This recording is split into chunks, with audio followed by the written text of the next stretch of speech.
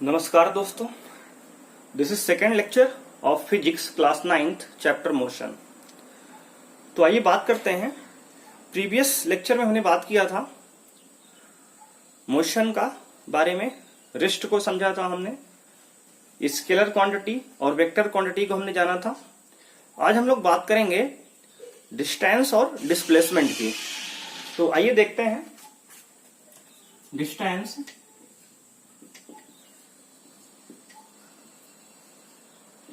And displacement. तो आज हम लोग बात करेंगे डिस्प्लेसमेंट और डिस्टेंस की। तो उसके लिए एक फिगर को पहले हम लोग समझेंगे। फिगर कुछ इस तरीके से है। मान लीजिए कि एक ऑब्जेक्ट हमारा ए प्लेस पे है और ये कुछ डिस्टेंस ट्रेवल करके इस तरीके से ये डिस्टेंस ने ट्रेवल किया और ये कुछ समय के बाद ये ऑब्जेक्ट पॉइंट बी पर आ गया। ठीक है ना। पहले हमारा ऑब्जेक्ट पॉइंट ए पर था और इसने डिस्टेंस ट्रेवल किया कुछ इस तरीके से, चलते चलते ऑब्जेक्ट ये बी पॉइंट पर पहुंच आया। तो अब बात किया जाए तो डिस्टेंस और डिस्प्लेसमेंट की। यहां पे तो डिस्टेंस की डेफिनेशन यहां पे हम आपको लिख के दिखा रहे हैं। डिस्टेंस कुछ इस तरीके से डिफाइन है। कहता है द एक्चुअल पाथ और length, the actual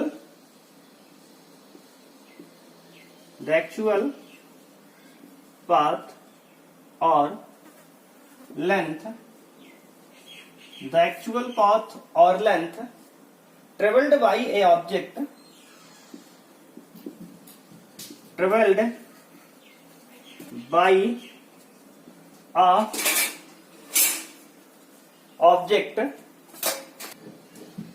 traveled by a object during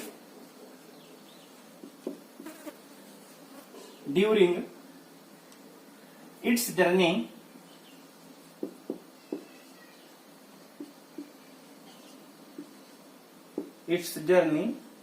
from its initial position to final position। तो डिस्टेंस को कुछ इस तरीके से डिफाइन किया गया। द एक्चुअल पाथ और length travelled by object during its journey from its initial position to final position. यानी कोई भी ऑब्जेक्ट अपनी पूरे जर्नी के दौरान, अपने पूरे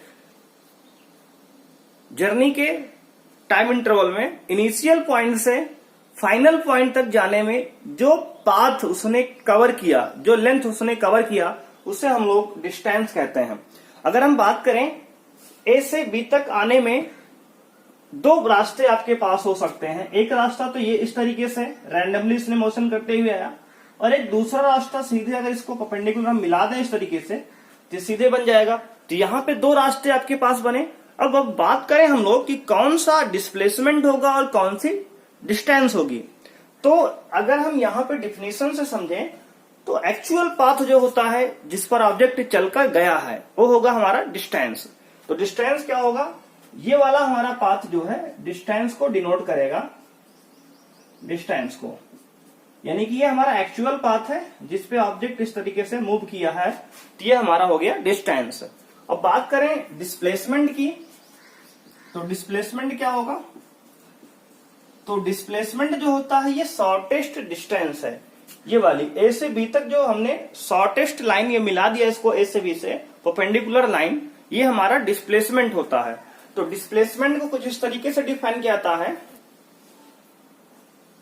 shortest path between final and initial position कह सकते हैं कि it is defined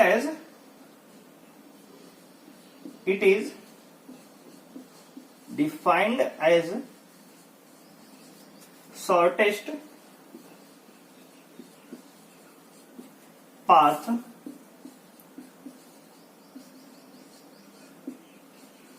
between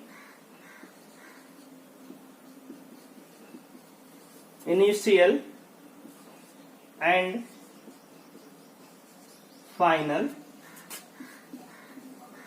position. तो ये हमारा डिस्प्लेसमेंट जो होता है शॉर्टेस्ट पाथ होता है फाइनल और इनिशियल पोजीशन के बीच का। ये इनिशियल और फाइनल पॉइंट के बीच का जो शॉर्टेस्ट लेंथ होगी वो हमारा डिस्प्लेसमेंट कहलाएगा, और ये लेंथ ऑफ पाथ है पूरा ये जिस पर ऑब्जेक्ट चलकर ट्रेवल किया है वो हमारा डिस्टेंस कहलाएगा। तो अगर हम बात करें डिस्टेंस की, तो डिस्टेंस जो होता है ये एक स्केलर क्वांटिटी है। It is a scalar quantity, it is a scalar quantity, क्योंकि इसमें कोई डायरेक्शन नहीं होती है। अगर बात करें हम लोग डिस्प्लेसमेंट की, डिस्प्लेसमेंट ये होगा, अगर हम बात करें डिस्प्लेसमेंट की, तो डिस्प्लेसमेंट जो होता है एक वेक्टर क्वांटिटी है। It is a vector quantity, क्योंकि इसमें मैग्नीट्यूड के साथ साथ डायरेक्शन होती है। क्योंकि ये ऑब्जेक्ट की बात करें तो अगर ये डायरेक्शन प्रॉपर यहां पे हम डिनोट करें तो ये हमारा नॉर्थ, साउथ, ईस्ट, वेस्ट, तो ये ऑब्जेक्ट अगर डायरेक्शन की बात करें तो नॉर्थ से साउथ की तरफ, नॉर्थ से साउथ की तरफ ये ऑब्जेक्ट ट्रेवल किया है, तो इसमें कुछ ना कुछ डिस्टेंस है और उसके साथ साथ डायरेक्शन है। क्योंकि मैग्नीट्यूड के साथ साथ इसमें डायरेक्शन है, इसलिए हमारा ये वेक्टर क्वांटिटी होता है। तो अभी हमने पीछे जाना था कि डिस्प्लेसमेंट हमारा वेक्टर क्वांटिटी है, और हमने यहां देख भी लिया क्योंकि यहाँ पे इनिशियल और फाइनल पॉइंट के बीच में किसी न किसी डायरेक्शन में ये पॉइंट है। अगर दो पॉइंट किसी न किसी डायरेक्शन में है, इसका मतलब उसमें वो हमारी वेक्टर क्वांटिटी हो गई। तो इस तरीके से हम लोग जानेंगे डिस्टेंस और डिस्प्लेसमेंट हमने जाना, और ये जो है डिस्टेंस हमारी स्केलर होता है और डिस्प्लेसमेंट हमारा वेक्टर होता है, हमने ये भी जान लिया। अब बात करें दोनों की एसआई यूनिट की, डिस्टेंस जो होता है इसकी एसआई यूनिट जो होती है, एसआई यूनिट मीटर होता है। एसआई मतलब इंटरनेशनल सिस्टम में ऐसा सिस्टम जो ऑल ओवर वर्ल्ड में माना गया है, अपनाया गया है, प्रिस्क्राइब्ड है, उसे हम लोग एसआई यूनिट कहते हैं। एसआई यूनिट क्या है? मीटर है। किसका? डिस्टेंस का। और हमारा जो डिस्प्लेसमेंट है इसका भी एसआई यूनिट मीटर ही होता है। दोनों के यूनिट हमारे सेम होते हैं। एसआई यूनिट इसका भी हमारा मीटर है। तो एसआई सिस्टम में जो यूनिट इसका है, डिस्टेंस का भी मीटर होता है और डिस्प्लेसमेंट का भी मीटर होता है। तो हमने जाना डिस्टेंस और डिस्प्लेसमेंट के बारे में। यहाँ डिस्टेंस क्या होता है? तो एक्चुअल पाथ जो लेंथ की होती है उससे हम लोग डिस्टेंस कहते हैं, और एक स्केलर क्वांटिटी है ये। अगर बात करें हम लोग डिस्प्लेसमेंट की, तो डिस्प्लेसमेंट जो होता है शॉर्टेस्ट डिस्टेंस होता है इनिशियल और फाइनल पोजीशन के बीच में, और यह जो है एक वेक्टर क्वांटिटी होती है हमारी, और दोनों का ही मात्रक एसआई यूनिट में मीटर होता है। अब आइए बात करते हैं इनके डिफरेंस की। बात करेंगे हम लोग difference between distance and displacement की। तो इस तरीके से हम लोग दो कॉलम बना लेंगे। फर्स्ट कॉलम में हम लोग डिस्टेंस लिखेंगे और सेकंड में हम लोग डिस्प्लेसमेंट लिखेंगे।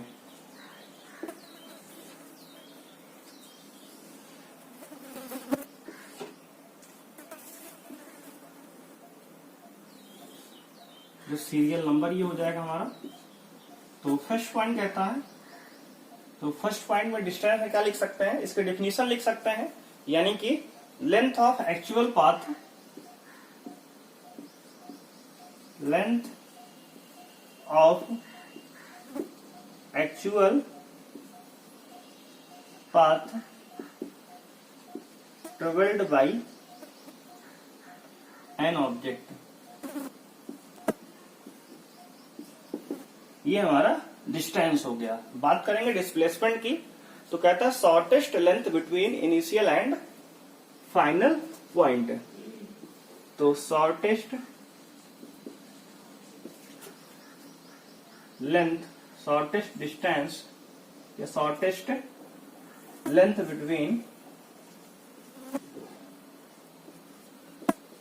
Between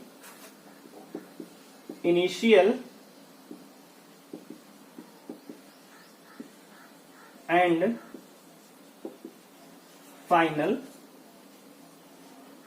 position.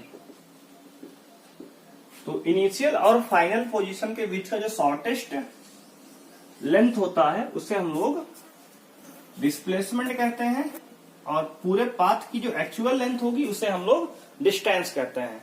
बात करेंगे दूसरे पॉइंट की, तो दूसरा पॉइंट में क्वांटिटी के बारे में लिख सकते हैं। तो distance is a scalar quantity,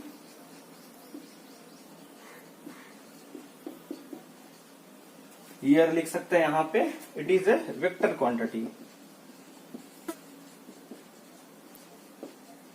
यानी स्केलर हमारा होता है डिस्टेंस और डिस्प्लेसमेंट जो है एक वेक्टर क्वांटिटी है। थर्ड पॉइंट की बात करें तो इट रिमेन्स, यानी कि जो डिस्टेंस होती है ऑलवेज जो है पॉजिटिव होती है, it can not be zero, it can not be zero. यानी कि जो डिस्टेंस है हमेशा ही पॉजिटिव होती है, ये जीरो के बराबर कभी भी नहीं होती है। बट डिस्प्लेसमेंट इज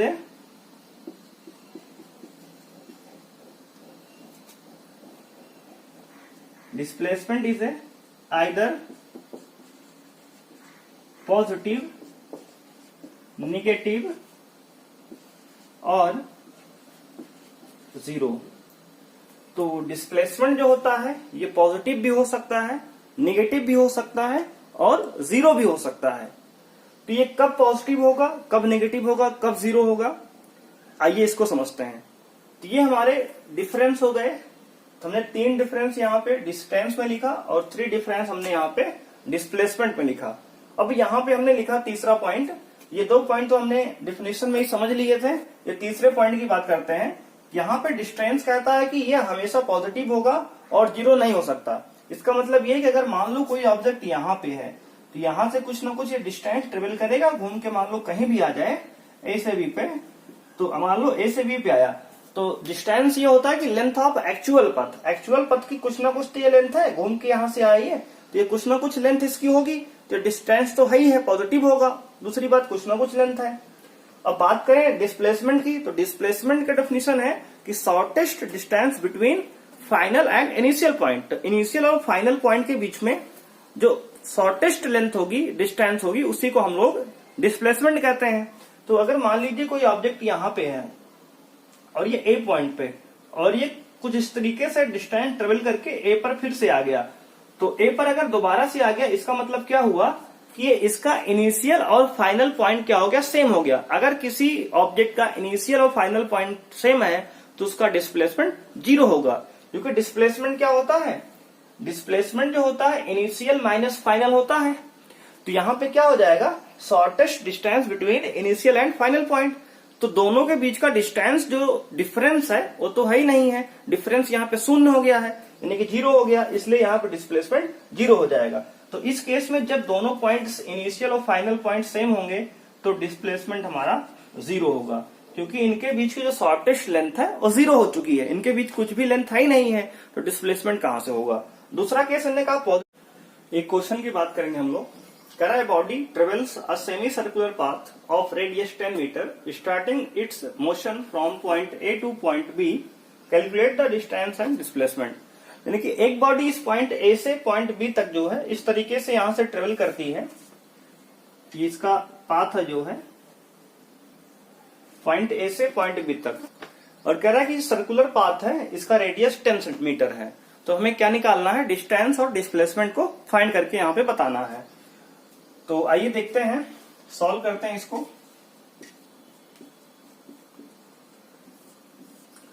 तो अगर हम बात करें डिस्टेंस की, तो डिस्टेंस क्या होता है, लेंथ ऑफ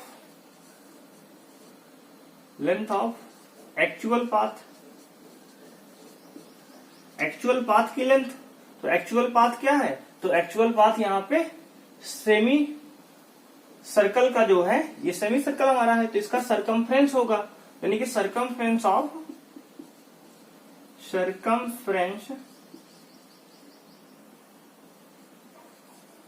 सेमी सर्कल। तो सेमी सर्कल का जो सरकमफ्रेंस होगा वही हमारा लेंथ होगा। तो सेमी सर्कल का जो सरकमफ्रेंस होगा इसका फार्मूला क्या होता है, तो आपका सर्कल का जो सरकमफ्रेंस का फार्मूला होता है 2 पाई आर होता है। तो इसका हाफ है तो ये पाई आर हो जाएगा।